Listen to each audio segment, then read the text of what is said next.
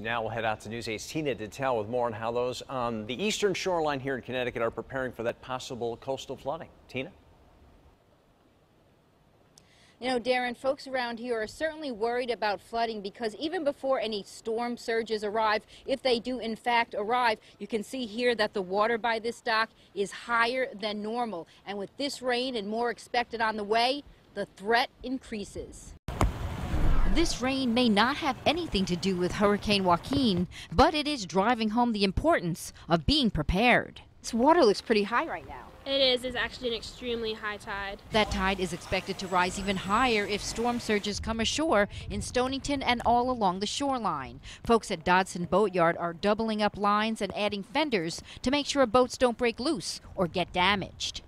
There are supposed to be some swells and things like that coming through. Oh, so you got to protect these boats. Yeah, we do. As you see, about a third of the town is in the FEMA management area. Along with the threat of coastal flooding, heavy rains could also cause brooks and rivers to overflow. Back in March 2010, Old Mystic was submerged underwater, while the Pawcatuck River was also pushed beyond its limits when dams upriver in Rhode Island failed. Drain probably half of Rhode Island through the Pawcatuck system.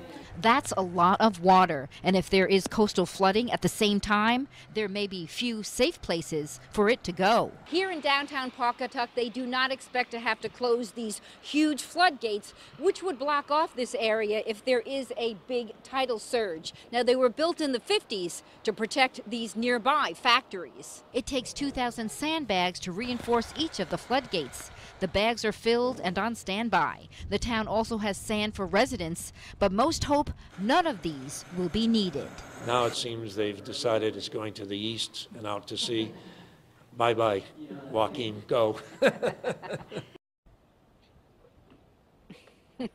And they are in good spirits right now. We are back live, and that's because there is certainly some relief knowing that we're not going to be taking a direct hit from this hurricane. But the folks in Stonington and here along the shoreline are all taking the storm surges very seriously, especially because even the lower tides seem pretty high. We're live in New London. Tina Detel, News 8.